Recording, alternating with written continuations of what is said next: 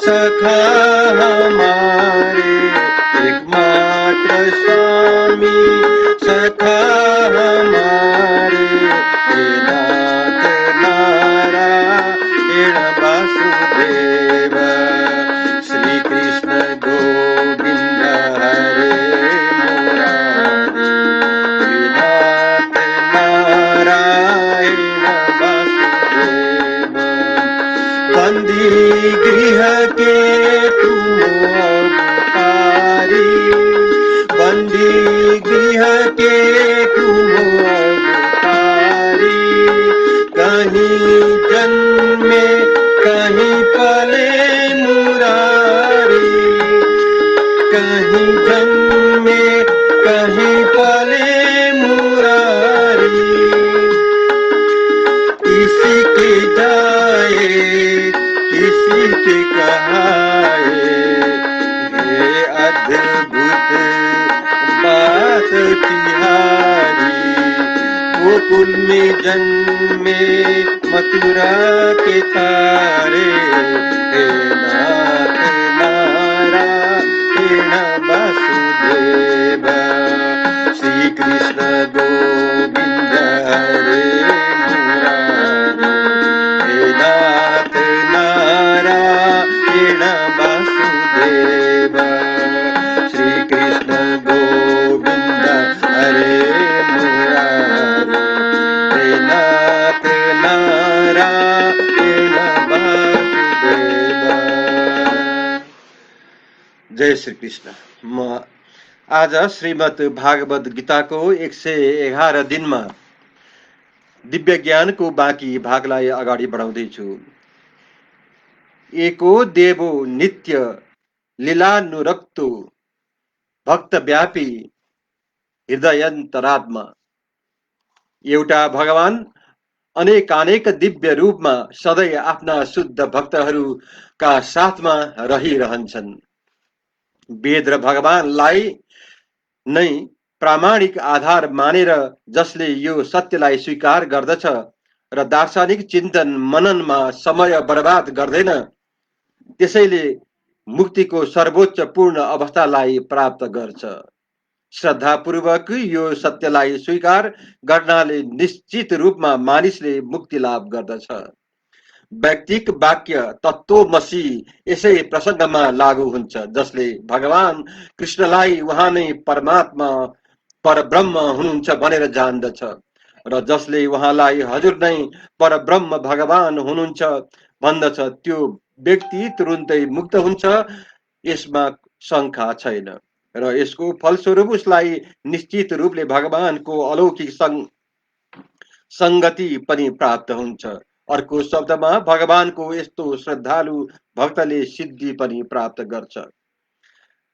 निम्नलिखित वैदिक कथनबाट यसको पुष्टि हुन्छ। व्याख्या गरेर पनि मोक्ष प्राप्त गर्न सकिँदैन। भगवानलाई जानेर मात्रै मानिसले जन्म र मृत्युबाट मुक्तिको पूर्ण अवस्था प्राप्त गर्न सक्छ।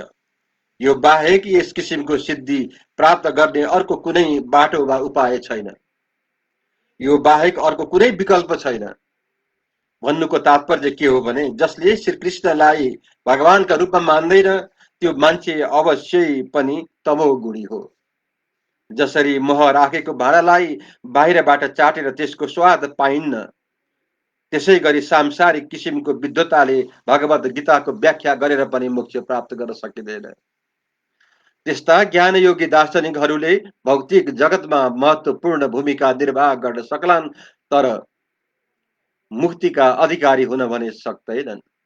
यस्ता अभिमानी भौतिक विद्वानहरूले भगवानका भक्तहरूले अहेतुकी कृपा पर्खिनुपर्छ।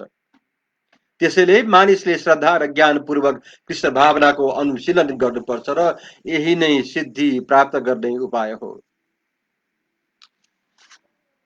भगवान भन्नुहुन्छ, आसक्ति भय क्रोधबाट मुक्त भएर पूर्णतया मैमा लीन भएर मेरै शरणमा आएर भूतकालमा धेरै व्यक्तिहरू मेरो ज्ञानद्वारा पवित्र भए यसरी तिनीहरू सबैले मेरो दिव्य प्रेम प्राप्त गरे।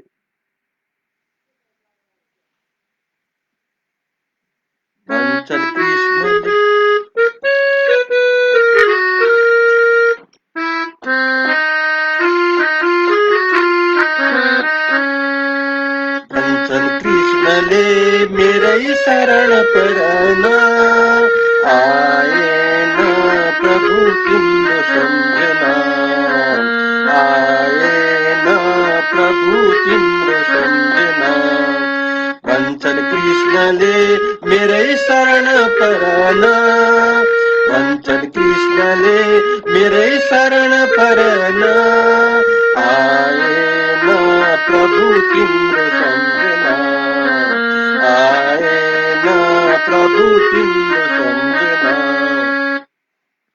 भौतिक विषय वासनामा साह्रै आसक्त भएको व्यक्तिका लागि परम सत्यको स्वरूप बुझ्न अनि अति कठिन छ। यो कुरा पहिल्यै पनि भनिसकिएको छ। सामान्यतया देहात्म बुद्धिमा आसक्त भएका व्यक्तिहरू भौतिकवादमा निकै तल्लीन हुन्छन्। तिनीहरूका लागि परमात्मा एउटा व्यक्ति पनि बन्न सक्छ भन्ने कुरा बुझ्नु असम्भव नै हुन्छ। त्यस्ता भौतिकवादी व्यक्तिहरूले त यस प्रकारको नित्य सच्चिदानन्दमय रहने दिव्य शरीरको कल्पनासम्म पनि गर्न सक्दैन। भौतिकवादी धारणा अनुसार शरीर नाशवान, ज्ञानमय र पूर्णतया दुःखमय। यसलाई फेरि सुन्नुहोस्। भौतिकवादी का धारणा अनुसार शरीर नाशवान, अज्ञानमय र पूर्णतया दुःखमय छ। त्यसैले सामान्य मानिसलाई भगवानको साकार रूपका विषयमा बताउँदा उनीहरू त्यस्तै नाशवान शरीरकै कल्पना गरिरहेका हुन्छन्। यस्ता भौतिकवादी व्यक्तिहरूका निमित्त भौतिक जगतको यो विराट स्वरूप नै परम तत्व हो। त्यसैले तिनीहरू परमेश्वरलाई निराकार मान्दछन्। भौतिकमा अत्यन्त तल्लीन रहने हुनाले भौतिक पदार्थबाट मुक्ति पाइसकेपछि पनि जीवको अलग अस्तित्व रहन्छ भन्ने कुराबाट तिनीहरू डराउँछन्। उनीहरूलाई आध्यात्मिक जीवन पनि व्यक्तिगत र साकार हुन्छ भन्ने कुरा बताइदिने हो भने उनीहरू फेरि पनि व्यक्तिक बनिरहन डराउँछन्। फलस्वरूप उनीहरू स्वभावैले निराकार शून्यमा विलय हुन रुचाउँछन्। सामान्यतया उनीहरू जीवात्मालाई समुद्रमा उठ्ने पानीका फोकासँग तुलना गर्छन्। यस्ता पानीका फोका फुट्न साथ समुद्रमा विलय हुन्छन्। तिनको स्वतन्त्र अस्तित्व हुँदैन। स्वतन्त्र अस्तित्व रहित आध्यात्मिक जीवनको परम सिद्धि यही हो। आध्यात्मिक जीवनको पूर्ण ज्ञान रहित यो अवस्था जीवनको भयावह अवस्था हो। यसबाहेक आध्यात्मिक जीवनका बारेमा कति पनि नबुझ्ने मानिसहरू पनि धेरै छन्। अनेकौं सिद्धान्त र अनेक प्रकारका दार्शनिक चिन्तनका विसङ्गतिबाट जब मानिस आँतिन्छ अनि उसमा एक किसिमको अरुचि वा क्रोध पैदा हुन्छ र मूर्खतावश परम कारण भन्ने कुनै वस्तु छैन र हरेक चीज अन्तत्वगत शून्यमय छ भन्ने निष्कर्षमा पुग्छ। यस्ता मानिसलाई जीवनको रुग्ण अवस्थामा रहेको मान्नुपर्छ। केही मानिसहरू भौतिकतामा साह्रै आसक्त भएका कारणले आध्यात्मिक जीवनतर्फ कुनै ध्यानै दिँदैनन्। केही मानिसहरू परम आध्यात्मिक कारणमा लीन हुन चाहन्छन् र केही व्यक्तिहरू निराशावश सबै प्रकारका आध्यात्मिक चिन्तनबाट क्रुद्ध भएर हरेक वस्तुमा अविश्वास गर्न थाल्दछन्। यी अन्तिम कोटिका मानिसहरू कुनै न कुनै मादक पदार्थको सहारा लिन पुग्छन्। यस्ता व्यक्तिमा हुने मतिभ्रमलाई पनि कहिले काहीँ आध्यात्मिक दृष्टि मान्ने गरिन्छ। भौतिक जगतप्रति हुने आसक्तिका तीन अवस्था हुन्छन्। ती हुन् आध्यात्मिक जीवन उपेक्षा, आध्यात्मिक साकार स्वरूपको डर र जीवनमा आएको निराशाबाट उत्पन्न हुने शून्यवादको कल्पना। मानिसले यी तीनै अवस्थाबाट छुटकारा पाउनु पर्छ। यी अवस्थाबाट छुटकारा पाउनका लागि प्रामाणिक गुरुका निर्देशनमा रहेर भगवानको शरणमा पर्नुपर्छ र भक्तिमय जीवनका नियम तथा विधि विधानहरूको पालना गर्नुपर्छ। भक्तिमय जीवन अन्तिम अवस्थालाई भाव वा दिव्य भगवत प्रेम भनिन्छ। भक्ति रसामृत सिन्धु अनुसार भक्तिको विज्ञान यस प्रकारको छ। सुरुमा आत्मा साक्षात्कार गर्ने प्राविधिक इच्छा हुनुपर्छ। यसबाट मानिसले आध्यात्मिक क्षेत्रमा पनि माथि उठेका सन्तहरूको सङ्गत पाउने प्रयास गर्छ। त्यसपछि गुरुबाट दीक्षा ग्रहण गर्छ र नवदीक्षित भक्त बनेर गुरुको आज्ञा अनुसार भक्ति योगको अभ्यास गर्न थाल्छ। यसरी सद्गुरुका निर्देशनमा रहेर भक्ति साधना गर्दा गर्दै ऊ समस्त भौतिक आसक्तिबाट मुक्त हुन पुग्दछ। उसको आत्मा साक्षात्कारमा स्थिरता आउन थाल्दछ अनि उसमा भगवान कृष्णका बारेमा श्रवण गर्ने रुचि विकसित हुन्छ। यही रुचिबाटै पछि गएर कृष्ण भावना प्रति आसक्ति उत्पन्न हुन्छ। यति भएपछि ऊ भावमा र भगवत प्रेमको पहिलो चरणमा परिपक्व हुन्छ। ईश्वर प्रेमलाई नै असली प्रेम मानिन्छ र यही नै जीवनको सर्वोच्च पूर्णताको अवस्था हो। प्रेमका अवस्थामा मानिसहरू भगवानको दिव्य प्रेम भक्तिमा निरन्तर डुबिरहन्छन्। यसरी मन्द गति भएको भक्ति मार्गद्वारा प्रामाणिक गुरुका निर्देशनमा जीवनको सर्वोच्च अवस्था प्राप्त गर्न सकिन्छ र यही विधिद्वारा नै भौतिक आसक्ति, वैयक्तिक आध्यात्मिक स्वरूपको डर तथा शून्यवादी दर्शनबाट उत्पन्न हुने नैराश्यबाट पनि मुक्त पाउन सकिन्छ।